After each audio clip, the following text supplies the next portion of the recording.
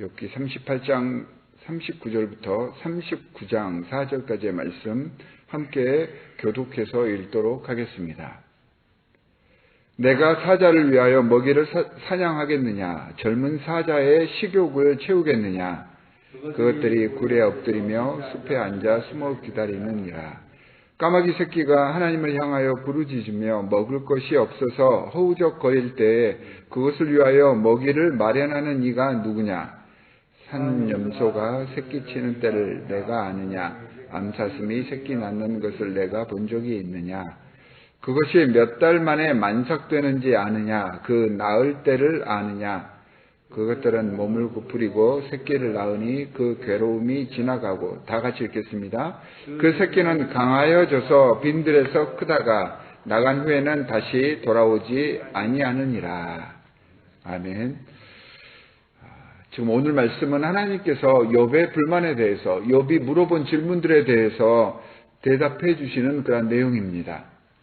하나님의 질문에 이제 하나님께서 욥의 질문에 답을 해주시는 방법 중에 하나가 똑같은 질문을 욥에게 되묻는 것입니다. 그런데 하나님의 질문에 욥은 한마디도 대답을 하지 못합니다. 당연하죠. 왜냐하면 하나님께서 물어보신 모든 것들이 인간인 욥이 감당하거나 대답할 수 있는 것들이 아니기 때문입니다. 창조주이신 하나님만 아는 천지창조 혹은 여러 가지 자연현상들, 동물세계의 신비들에 대해서 하나님께서 답을 해주시고 또한 물어보심으로 욥이 가지고 있었던 궁금증을 이렇게 해소를 해주십니다. 욥의 모습은 우리 인간의 모습을 그대로 보여주고 있습니다. 인류의 역사를 통해서 인간의 지식과 삶의 질은 세상의 변함에 따라서 계속해서 발전했습니다. 과거에는 상상도 하지 못했던 많은 것들을 현실에 이루어 놓고 그렇게 살아가고 있습니다.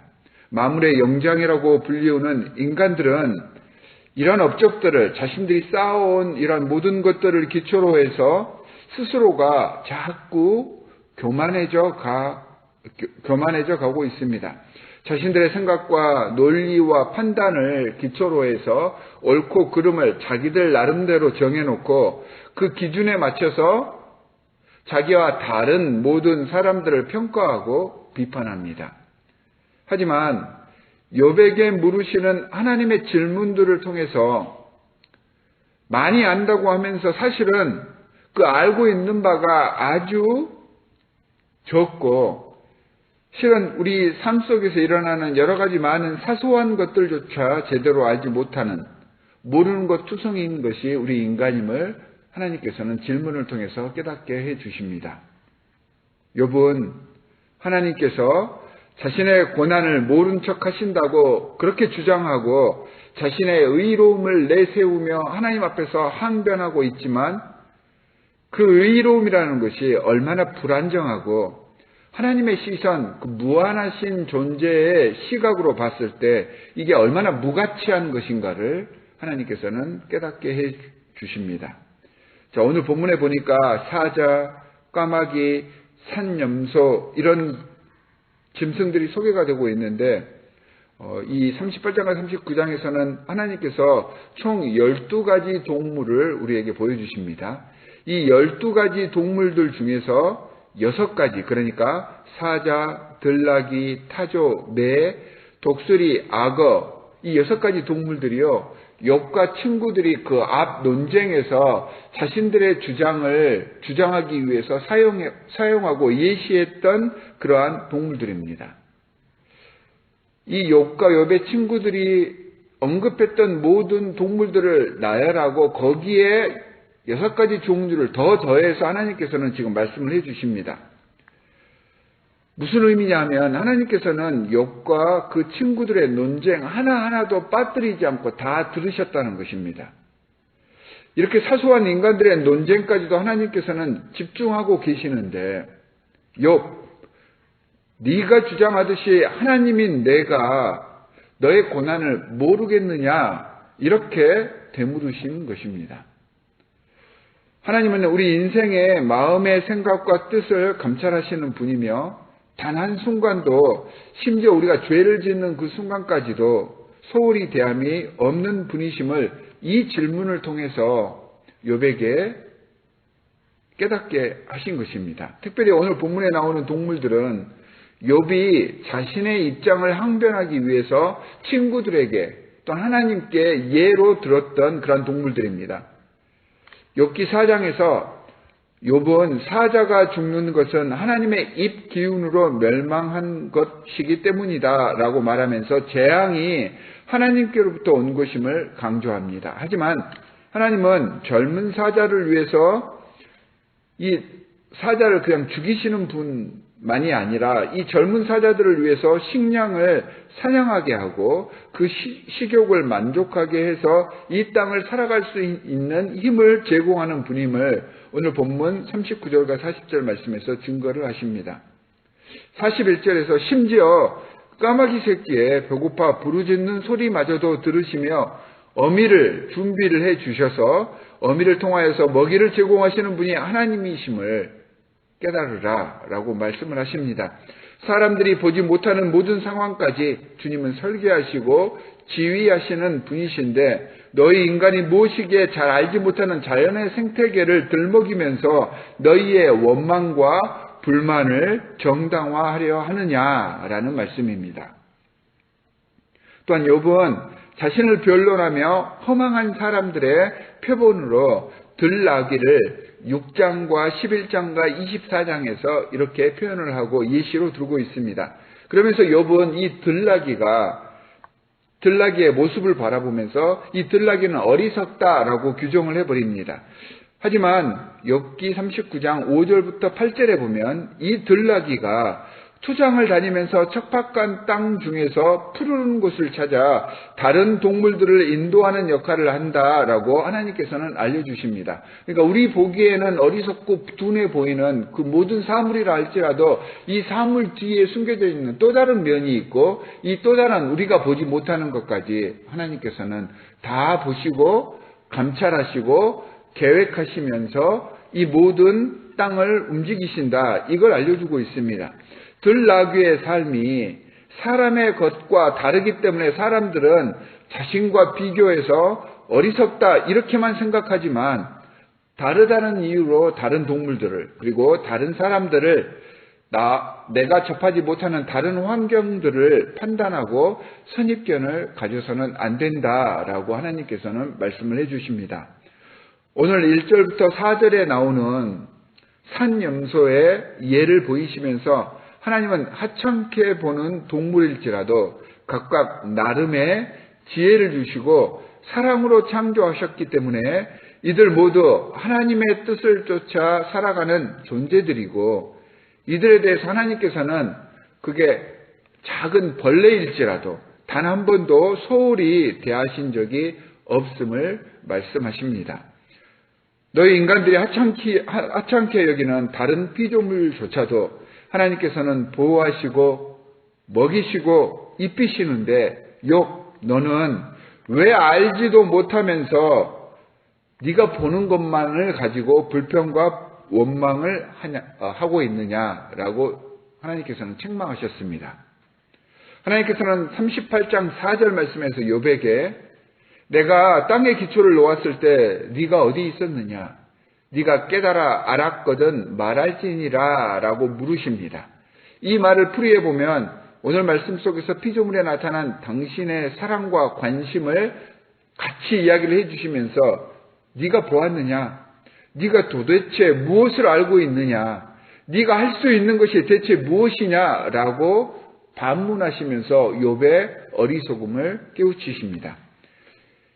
욥의 어리석음을 지적하기보다는 하나님은요, 사람들이 판단하고 비난할 수 있는 사람과 같은 존재가 아니라 완전히 사람과 다른 분임을 깨달아서 하나님에 대해서 미리 재단하고 이로 인해서 실망하거나 낙심하지 말라는 의미입니다. 욥은요, 욥의 계속된 고난 중에 욥과 친구들의 그러한 변론을 통하여서 끊임없이 왜? 라는 질문을 던집니다. 왜 나를 태어나게 하셨습니까? 왜 나를 다시 이렇게 망하게 하셨습니까? 왜 무고한 내가 고난의 관역이 되어야 합니까? 왜라고 묻는 우리에게, 우리를 대변하는 욥에게 하나님은 전혀 다른 대답을 하십니다. 보통 왜라고 물으면 뭐뭐 때문에라고 답을 하지 않습니까? 그런데 하나님께서는 뭐뭐 때문에라고 답을 하지 않으십니다. 그리고 대신에 이렇게 왜라고 묻는 우리에게 너희는 그런 존재가 아니다. 너희는 내 사랑하는 아들이요, 내 사랑하는 딸이다. 이렇게 답을 해 주셨던 것입니다. 욥은 하나님의 공의를 오해했지만 하나님의 뜻은 궁극적인 완성이고 궁극적인 영광입니다.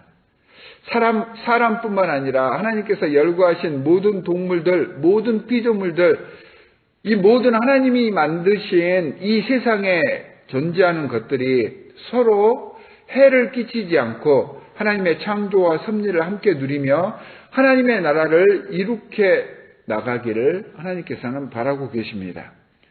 욥은 우리 인간은 눈앞의 고난만을 바라보며 그 고난을 바라보며 판단하고 원망하지만 하나님의 뜻은 이 욥, 우리의 고난까지도 하나님 나라의 궁극적인 승리와 영광을 위해서 사용을 하셨던 것입니다.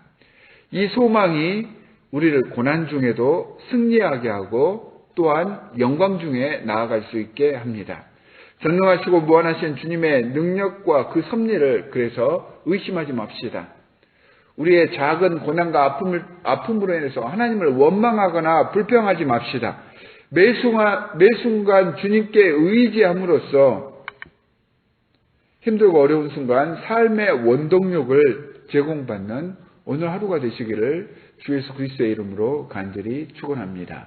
두 가지 기도 제목을 드리도록 하겠습니다. 첫 번째는 우리 인간의 나의 짧은 소견으로 나에게 닥친 여러 가지 많은 문제들에 대해서 원망하고 불평하는 삶을 살지 않게 해주십시오 라고 이 시간 기도하시기 바랍니다. 두 번째는 성탄절을 맞이하여서 대림절, 이제 마지막 주간이고 이제 조금 있으면 성탄절이 되는데 이 기간 동안 겸손히 주위를 돌아보며 우리 주위에 있는 모든 성도들, 그리고 우리가 관심을 지금까지 갖지 못했던 주위에 있는 모든 것들에 관심을 갖고 서로 사랑하는 계절이 될 수 있도록 여러분들께서 중보해 주시기 바랍니다. 우리 함께 두 가지 이 기도 제목을 가지고 기도하도록 하겠습니다.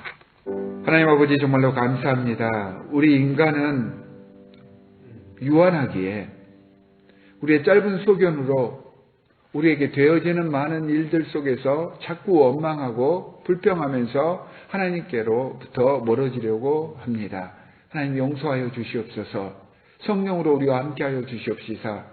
하나님께서 우리의 유일한 피난처이시오 우리의 요새이심을 고백하며 하나님이 우리 삶의 최우선순위가 되게 하여 주시옵소서.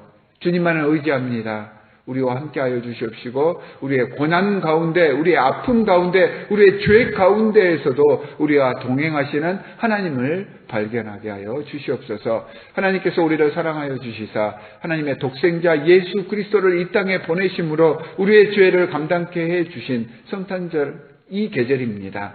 하나님 이 대림절과 성탄 기간 중에 예수님께서 이 땅에 오신 그 화목의 의미를 다시 한번 되새기게 하여 주시옵시고 나만을 위한 기도, 나만을 위한 사회생활이 아니라 내 주위에 있는 하나님께서 허락해 주신 모든 지체들을 위하여서 중보하고 서로를 위하여서 격려하고 위로하여서 아름다운 하나님의 공동체를 만들어갈 줄 아는 지혜롭고 신실한 하나님의 백성들 되게 하여 주시옵소서. 하나님 아버지, 오늘 또 이렇게 새벽을 깨우며 오늘 하루의 시작을 주님과 함께 하려는 귀한 주님의 백성들이 있습니다. 이들의 머리 위에 안수하여 주시옵시고 하나님 이들의 기도가 다 하늘에 상달되어서 하나님을 믿고 하나님께 기도하는 자들의 축복이 무엇인가를 뭇 사람들에게 증거하게 하여 주시옵소서. 오늘도 주님 안에서 승리하는 삶을 살 것을 간절히 바라오며 우리를 권하신 주 예수 그리스도의 이름으로 기도합니다. 아멘.